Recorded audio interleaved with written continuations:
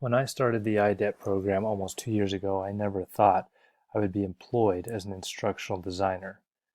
I was most interested in learning about different technologies in education and how it could be incorporated into the classroom. As I was more exposed to the principles and concepts of instructional design, I did not think I would spend much time applying the principles being discussed. If I did apply instructional development models such as ADDIE, SAM, or others, it would be on a limited basis. However, a little over a month ago, I applied for a job with Utah State University as a project coordinator for the special education department. There were many different aspects of this job, but the main thing that I knew about it was that I would be training people all over the state of Utah on how to job coach individuals with varying disabilities. The part of the job that I was very excited about was the opportunity to teach and train people in becoming job coaches for individuals with disabilities. This aspect of the job makes up about 65%. Sounds good, right? So I decided to take the job based on my employment of teaching and training others. However, the other 35% of the job focuses on developing online training materials, writing grants, and providing quarterly reports to those in charge of the grant for which I am providing services for. That was 35% more of the work than I was comfortable with doing at this point in time. During my first meeting after being hired, my new supervisor told me that he wanted to develop the training into online modules. The current structure of the 4-day in-person training lent itself to being very messy in terms of tracking students' participation and work. He wanted me with my background in instructional design to figure out how we could effectively provide the materials to all students. At the time, students would complete out-of-class assignments and then email or provide a hard copy of the completed assignment.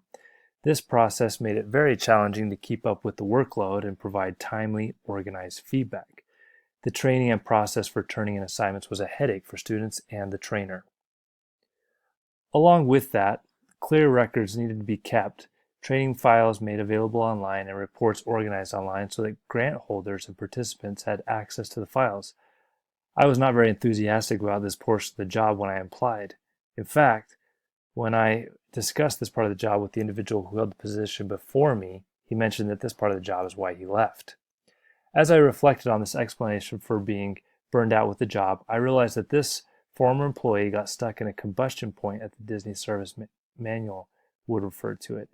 As he was inundated with more and more paperwork, the combustion point became an explosion point so that he had to quit the job. I did not want to have a similar experience.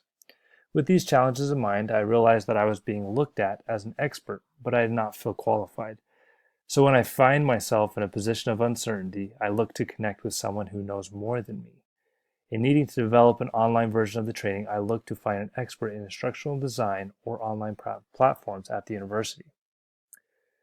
During work one day, I was about to stop by my supervisor's office when I noticed the nameplate on the office next door. It stated that the office belonged to an instructional designer with the university. I knew that this person would be a great resource in helping me develop the online portion of our materials. When I entered into my supervisor's office, I asked if he had ever talked to the instructional designer. He stated that he did not know who they were and had never talked to them. I told him that I would reach out to this individual to set up a time to meet. I explained to my supervisor that the instructional designer would know the resources available at the university for us to use. After scheduling an appointment and making a long trek across the hall to the instructional designer's office, my supervisor and I learned from the ID professional that much of our training could be housed and maintained in Canvas. We didn't need to reinvent the wheel because the resources were already in place to simplify the process. By reaching out to others for support, I made it possible for my supervisor to make a drastic and yet simple change to how the training is organized. Because of his confidence in my ability to solve problems, my supervisor asked me to help him with yet another challenge. The grant for which the training is funded had recently asked all applicants to show that they are making the necessary efforts to find alternative funding for the training. Seeing as for the past 15 years, my supervisor had been awarded the grant with little challenge or obstacle, he wasn't too worried about it. But this new stipulation of finding additional funding made my supervisor nervous. He needed to find other sources of funding, but because he had been supplied with this ample grant for so long, he was unfamiliar with how to seek out additional funding and didn't even know where to start. With this new challenge of finding additional long-term funding for our training, I needed to demonstrate that same ability of networking and creativity in order for us to overcome this challenge. This was living on the verge of chaos, as was referred to one of our articles during the semester. In order to achieve that end of securing long-term funding, I have decided to reach out to similar training programs in other states. Other entities provide the same training as we do, and it would be worth networking with them to find out if they have already discovered an answer to our problem. It is usually much better to plug into already existing sources as opposed to creating a new solution. In order to network with these types of experienced individuals, I will be attending a national conference in Portland, Oregon.